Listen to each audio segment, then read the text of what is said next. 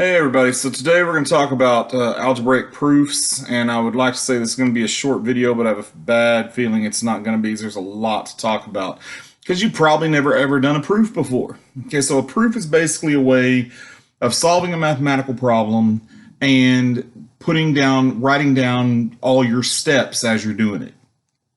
That's pretty much what a proof is. So to make it easier and better understandable, we have some shorthand, some reasons that we want to give you for why we do stuff. Now we're going to start with algebraic proofs because that's the stuff that y'all pretty much understand because you've done algebra for a while now. So the addition property. The addition property is when you add to both sides of an equation. You have to add the same thing to both sides of an equation. So it would be like if let's say for example x equaled 3 and it became x plus 2 equals 5. We just used the addition property. We added 2 to this side and got x plus 2. We added 2 to that side and got 5. Or another way, a better way of looking at it is if you had something like this, x minus 3 equals 7. Well, one way I could get rid of that is I could add 3 to both sides, and so that would become x equals 10. Okay, and that's the addition property. Okay, the subtraction property, probably know what that is now. Oh, excuse me, and I need to tell you this is abbreviated ADD PROP. Okay, that is how you abbreviate the addition property. I know you don't want to write all that down. You don't want to write this down every time. Let's see, the subtraction property, abbreviated SUBT PROP. Okay, the subtraction property is when you subtract the same thing from both sides of an equation. Come back here, ran out of room. Okay, so an example of that would be, I'll just give you a real good one. Let's see, how about just, y plus 3 equals 4? That would become y equals 1. If I subtracted 3 on both sides, I use the subtraction property, and that's an example of what the subtraction property would do. Next one, the multiplication property, abbreviated MULT PROP. And as you can probably guess, it is when something is multiplied. When something is multiplied, I'm going to abbreviate. On both sides of the equation.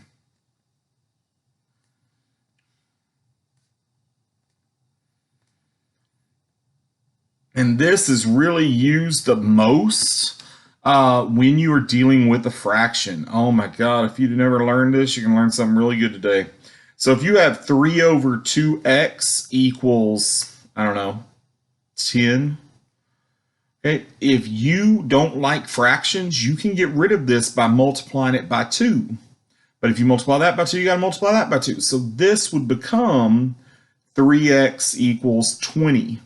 That's the multiplication property that lets us do that. We multiplied this side by 2 and this side by 2, and we got this. So that's when the multiplication property be used. Then we have the division property, div PROP. Okay, the division property would be when something is divided into both sides of the equation. Okay, and so an example that's your most common kind of problem at the very end, usually the very last step of almost all equations. You end up with something like 5x equals 20, and then your next step is going to be x equals 4, because you divide this side by 5 and get x, and divide that side by 5 and get 4. Okay, The distributive property. The distributive property is when there are parentheses. When parentheses exist and something outside the parentheses. Let's see, best way to put this. Something on the outside gets multiplied, M-U-L-T, by everything on the inside. So 3, open parentheses, x plus 4, that would become 3x plus 12. That's the distribution property, abbreviated DIST PROP. Okay. The next one is the substitution property, and the substitution property is the reason the subtraction property can't just be SUB. You have to put the T on there, because if not, we won't know if you meant substitution or subtraction. So substitution is SUBS PROP. All right, so that's substitution property. We'll see it later today. It is when you know a variable's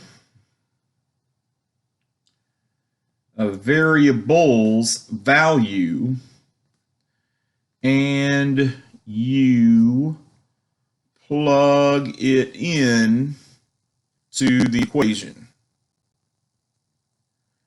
Okay, so for example, if we were told that 3x plus y equals 7 and y equals 2, then all of that would become 3x plus 2 equals 7.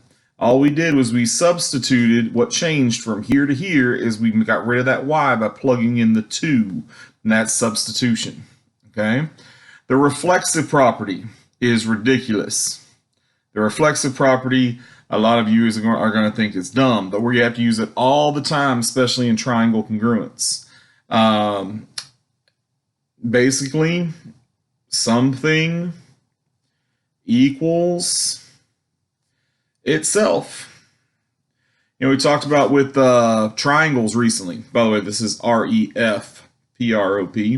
Talked about with triangles earlier that if you have a shared side, okay, if you have this shared side right here, all right, so it's the same on that triangle and that triangle, and we had to say, hey, this side equals this side. You know, that's basically what this is.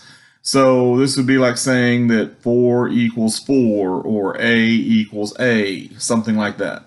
It's silly, but it's just something we do in proofs. More likely it's going to be something like angle A equals angle A, or AD, segment AD equals, or actually it would be without that, excuse me, equals AD. The measurement of AD equals the measurement of AD, that kind of thing.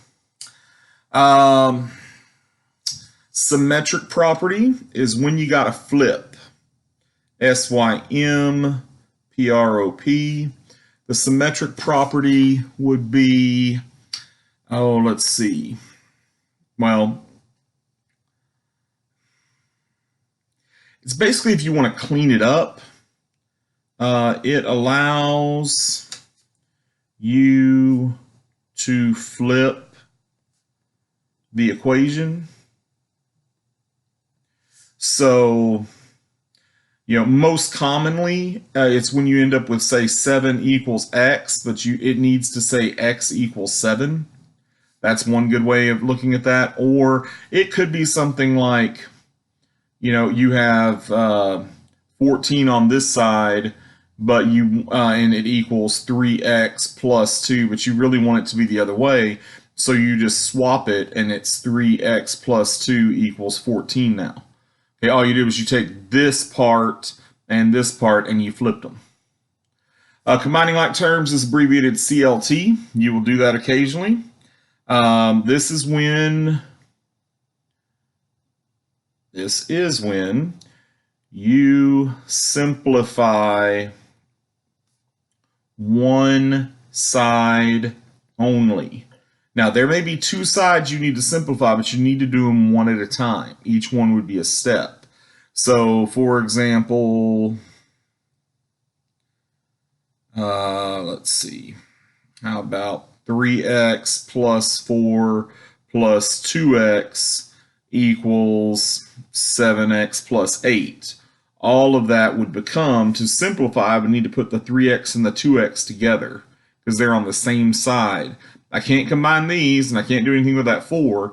It ends up being 5x plus 4 equals 7x plus 8. That's combining like terms.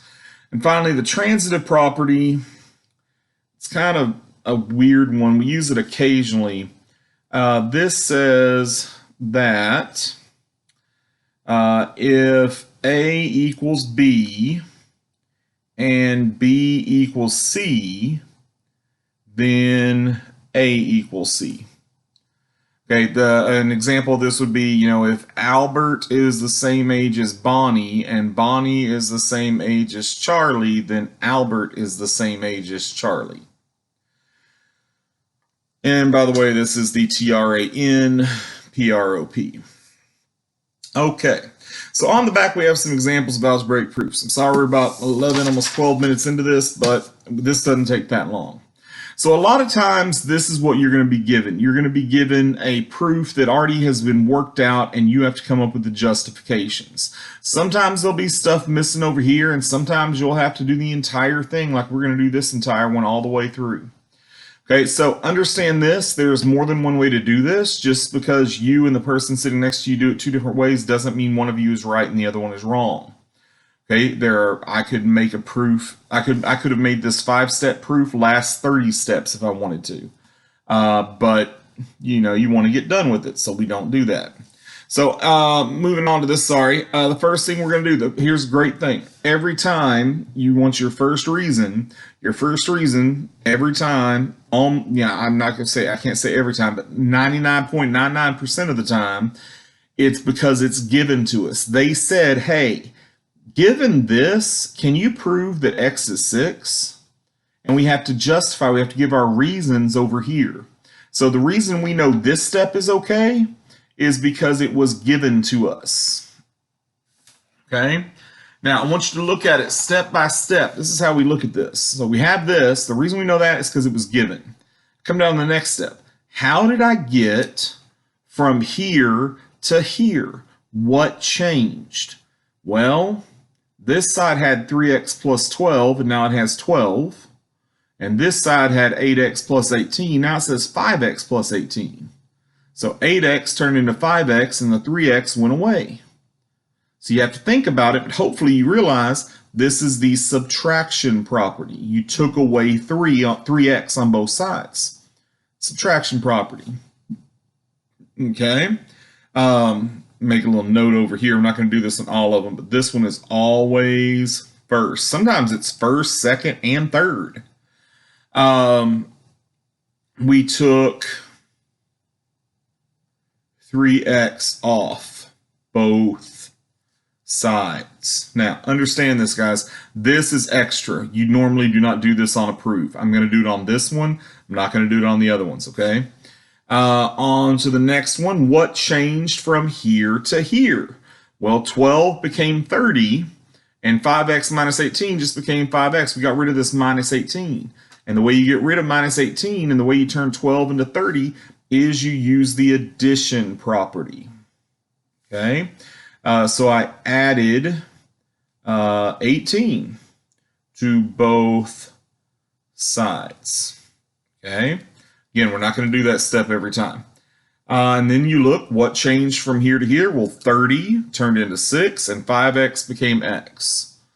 So the only way you do that, the way you change 30, and you can't minus 24 on both sides, because that's not what you did there. You divided this. You divided this by 5 and got that, and you divided this by 5. This is the division property. Okay, we divided by 5 on both sides. And then finally, to get from x minus 6 to some 6 equals x to x equals 6, that's what we were talking about earlier when you flip them. That again is the symmetric property. Okay, and that's when you flip them. Flip the sides. Okay, now again, I'm not going to do this anymore. Okay, we're going to go on to the next one, but that's a proof. That's what you do with them. Okay, sometimes you have to work them all the way out, like this one. All right, on this one, you got to work it all the way out. The first thing that we're given goes first. It's going to be 3 times 5x plus 1 equals 13x plus 5. And the reason we know that is because it's given. Now, at this point, this is what I'm talking about. People do these things in different ways. One person might use the distribution method next, the distributive property. There we go. Some crazy people might divide both sides by 3 next. You can technically do that, but I don't recommend it. I'm going to do the distribution property, but see, like I'm saying, it depends on how you go around solving the problem, and there's more than one way as to how many steps it takes you. Okay, so on this next one, I'm going to distribute. I'm going to do 3 times 5x is 15x, and 3 times 1 is 3, and that's going to equal 13x plus 5. See, I only changed one side. That is a way to look at how you know it's the distributive property. And the only other thing that only changes one side like that is combining like terms, which we don't have to do because we can't do anything with that and can't do anything with that. Now, the next thing some people do is they subtract 13x on both sides. The thing some other people might do is subtract 3 from both sides. Both are right. Okay, it doesn't matter which one you do first. I'm going to change this to 2x plus 3 equals 5. Well, what I did is I changed 15x to 2x, and I changed 13x plus 5 to just 5. I got rid of 13x on both sides. That is the subtraction property. Okay. Next thing, it would change this 2x equals 2. Okay. Again, I would subtract 3 on both sides. This is again going to be the subtraction property. You can use the same property more than once. And then we're pretty much done, folks. Next one's going to be x equals 1, which is what we were asked to prove. The thing here is always going to be your last thing here. You see, x equals 6, x equals 6, x equals 1, x equals 1. And then over here, this is going to say, what would we do? 2x became x and 2 became 1. That is the division property. Okay. One more with a couple of other things that we haven't used before. First thing it says 3x minus y equals 2 times x plus y and y equals 3. All right, so first of all, it says this part. Well, that's given. Then it says this part. That's also given. You can have a whole bunch of givens. Okay, then this becomes this. Okay, the y disappeared. You got to look at what happened. From here to here, what's changed is we took this equation and it became this. The y disappeared. The y became a 3. Well, the y became a 3 because y is 3. This is the substitution property. That's what we're doing there. Okay, coming down to the next one, what changed? Well, 3x minus 3 stayed the same. Okay, but this became this. Only one side changed. Talked about that. That's either the distribution property or combining like terms. Well, the parentheses are gone. That is the distribution property again. All right, next step. X minus 3 equals 6. What changed? Well, the 2x is gone on this side, and 3x became x. So the way I get 3x to become x, I could divide by 3, but that wouldn't make this go away. You subtracted 2x on both sides. And so this is the subtraction property. And then finally, as we hit the 20-minute mark, x equals 9, which is what we were asked to prove. The way you get that, the minus 3 is gone on this side, and 6 has become 9. That is the addition property. All right, so sorry the notes ran that long, guys. There's a lot to go over on this.